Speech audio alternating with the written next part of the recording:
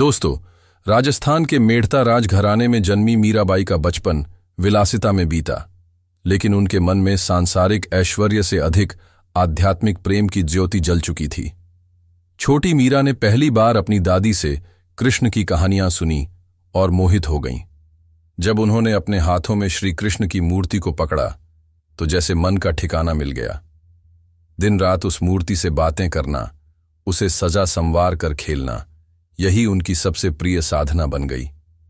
लेकिन जब उन्हें बालपन में ही यह समझ आया कि यह मूर्ति मात्र पत्थर नहीं बल्कि स्वयं भगवान कृष्ण हैं, तब उनके मन में एक सवाल उठा, क्या कृष्ण मुझे भी वैसे ही प्रेम करेंगे जैसे गोपियों को किया? इस प्रश्न के साथ उनकी भक्ति की यात्रा शुरू हो गई। जैसे जैसे मीराबाई बड़ी हुईं, उनकी भक्ति भी गहरी होती गई, लेकिन राजघराने की परंपराएं उनकी कृष्ण प्रेम में बाधक बनने लगीं। समाज की रीति नीति के अनुसार उनका विवाह मेवाड़ के महाराणा भोजराज से कर दिया गया। राजमहल की चकाचौंध और राजनीतिक दायित्वों के बीच मीरा का मन अपने प्रभु कृष्ण के चरणों में ही लगा रहा। हर रात जब पूरी दुनिया निद्रा में लीन होती, तब मीरा अपनी कोठरी में बैठकर कृष्ण के भजनों में डूब जाती। वे अपनी सखियों से कहती, मेरा असली पति तो श्री कृष्ण ही हैं, मैं किसी और को कैसे स्वीकार करूं? यह बात जब ससुराल वालों को पता चली तो उनकी भक्ति को पागलपन समझा गया। मीरा की कृष्ण भक्ति उनके ससुराल वालों को नागवार गुजरने लगी। राजमहल में कानाफूसी होने लगी कि राजकुमारी दिन रात एक साधु की तरह कृष्ण का नाम लेती है। कुछ लोगों ने महाराणा को भड़काया कि मीरा का यह व्यवहार राजघराने की प्रतिष्ठा को ठेस पहुंचा सकता है। मीरा पर कई प्रकार के प्रतिबंध लगाए गए। उनका मंदिर जाना बंद कर दिया गया। उनके भजन गाने पर रोक लगा दी गई। लेकिन मीरा के लिए यह कोई बंधन नहीं था, बल्कि यह उनकी भक्ति की परीक्षा थी। वे कहती, मुझे रोक सकते हो, पर मेरी आत्मा को नहीं। कृष्ण मेरे रोम रोम में बसे हैं। मीरा को तोड़ने के लिए उनके विरोधियों ने कई चालें चलीं। एक दिन उन्हें एक विष से भरा प्याला भेजा गया, जिसे प्रेम से कृष्ण का प्रसाद कहकर प्रस्तुत किया गया।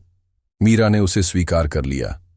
अगर यह मेरे कृष्ण का दिया हुआ प्रसाद है तो यह अमृत ही होगा, उन्होंने सोचते हुए विष को पी लिया। लेकिन यह क्या? झर उनके शरीर को छू भी नहीं सका, मानो वह सचमुच अमृत बन गया हो। यह देखकर महल के सभी लोग हतप्रभ रह गए।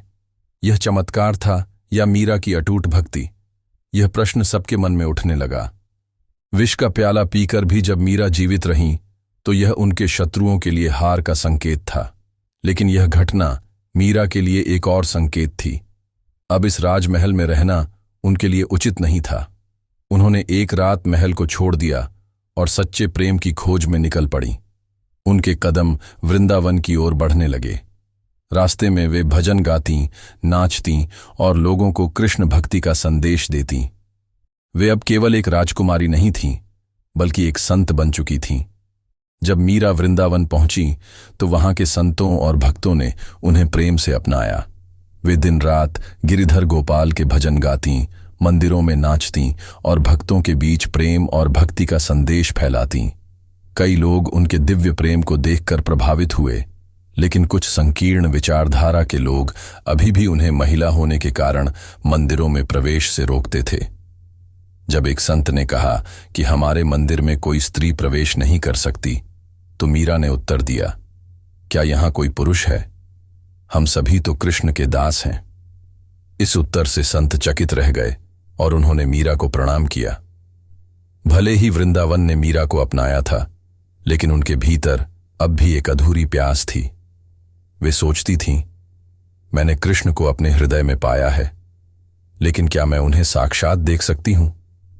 इस प्यास ने उन्हें द्वारका की ओर बढ़ने को प्रेरित किया। मीरा ने द्वारका की यात्रा शुरू की। हर गांव और नगर में भक्ति की अलख जगाती हुई। उनके भजन, उनका प्रेम और उनकी तपस्या सब कुछ लोगों को कृष्ण के करीब ले जाने लगा।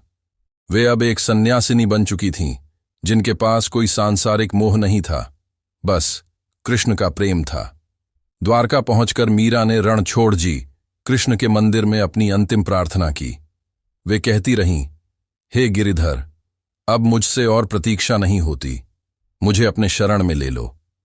कहा जाता है कि उसी रात जब भक्तजन मंदिर पहुंचे तो मीरा वहां नहीं थीं। उनका शरीर भी नहीं, केवल उनकी चूड़ियां और वस्त्र मूर्ति के पास पड़े थे। लोग कहते हैं कि मीरा श्री कृष्ण में समा गईं, उनका देह लीन हो गया।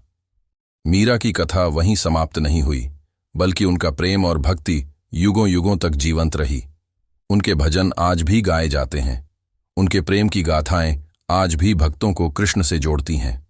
मीरा का जीवन हमें सिखाता है कि सच्चा प्रेम, सच्ची भक्ति किसी भी बंधन से मुक्त होती है। उनकी कहानी एक मिसाल है कि जब प्रेम और विश्वास अडिग होता है तो स्वयं भगवान उसे स्वीकार करने के लिए आ जाते हैं।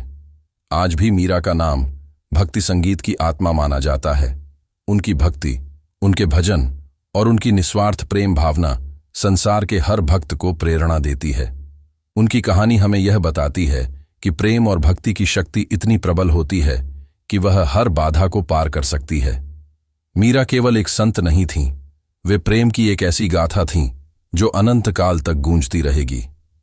संत मीराबाई की कृष्ण भक्ति, प्रेम और विश्वास की अमर गाथा, भाग 2। रणछोड़ जी के मंदिर में मीरा के विलीन होने की घटना ने सभी को अचंभित कर दिया। जब द्वारका के पुजारी और भक्त मंदिर में पहुंचे तो उन्होंने देखा कि मीरा के वस्त्र और चूड़ियां श्री कृष्ण की मूर्ति के पास रखी थीं, लेकिन स्वयं मीरा वहां नहीं थीं। लोगों ने कहा, यह कोई साधारण स्त्री नहीं थी, यह तो स्वयं प्रेम का साक्षात स्वरूप थी, जिसने अपने आराध्य में पूर्ण रूप से लीन हो जाने का सौभाग्य प्राप्त किया। मीरा के इस अद्भुत लीला से पूरा द्वारका चकित था। हर कोई यही चर्चा कर रहा था कि प्रेम और भक्ति की पराकाष्ठा क्या होती है। लेकिन क्या यही मीरा की कहानी का अंत था? मीरा के इस दिव्य अंत के बाद उनकी कथा पूरे भारत में फैल गई। साधु संतों ने इसे भक्ति का सर्वोच्च उदाहरण मान लिया। उनके भजन गांव-गांव में गाए जाने लगे और उनकी कहानी हर भक्त के हृदय में बस गई। कुछ लोगों ने उनके जीवन को दिव्य अवतार बताया तो कुछ ने इसे भक्ति की चरम अवस्था कहा। लेकिन एक बात स्पष्ट थी, मीरा केवल एक संत नहीं थीं, वे भक्ति की वह धारा थीं जिसने कृष्ण प्रेम को नया स्वरूप दिया। लेकिन क्या केवल भजन गाने से उनकी भक्ति जीवित रह सकती थी? नहीं, उनकी भक्ति की गूंज युगों युगों तक भक्तों को प्रेरित करने के लिए थी। मीरा का प्रेम केवल उनके जीवन काल तक सीमित नहीं रहा, उनके द्वारा रचित भजन अमर हो गए। जब कोई पायो जी मैंने राम रत्न धन पायो गाता, तो यह केवल शब्द नहीं होते, यह आत्मा की पुकार होती। उनके भजन केवल संगीत नहीं थे, वे भक्ति के मार्गदर्शक बन गए। प्रत्येक शब्द, प्रत्येक स्वर उनके भीतर की गहराई को दर्शाता था। मीरा ने अपनी पीड़ा, अपना प्रेम और अपनी भक्ति को इन भजनों के माध्यम से जीवित रखा। लेकिन यह भजन केवल साधारण लोगों तक सीमित नहीं रहे, राजाओं, संतों और विद्वानों तक भी पहुंचे, और यही उनकी भक्ति का चमत्कार था। जब संत कबीर, गुरु नानक, तुलसीदास और सूरदास जैसे संत भक्ति आंदोलन को आगे बढ़ा रहे थे, तब मीरा का योगदान भी उतना ही महत्वपूर्ण था। उन्होंने यह दिखा दिया कि भक्ति केवल पुरुषों का अधिकार नहीं है, एक स्त्री भी ईश्वर को अपने प्रेम से जीत सकती है। उनका जीवन समाज की बेड़ियों को तोड़ने का प्रतीक बन गया। उन्होंने दिखाया कि भक्ति का मार्ग किसी जाति, लिंग या परंपरा की सीमाओं में नहीं बंधा होता। लेकिन क्या समाज ने उनकी इस शिक्षा को पूरी तरह स्वीकार कर लिया? मीरा के जीवन काल में उन्हें समाज की आलोचनाओं का सामना करना पड़ा था, लेकिन उनके जाने के बाद वही समाज उन्हें पूजने लगा। जो लोग कभी उनके भजन गाने और नृत्य करने पर ताने कसते थे, वे अब उनके गीतों को अपने मंदिरों में गाने लगे। जो लोग कभी उन्हें राजघराने के लिए अपमान समझते थे, वे अब उन्हें राजवंश की सबसे महान आत्मा मानने लगे। यह प्रेम और भक्ति की सबसे बड़ी जीत थी। लेकिन मीरा केवल इतिहास में दर्ज होकर नहीं रह गईं, उनकी भक्ति आगे भी लोगों को राह दिखाने लगी।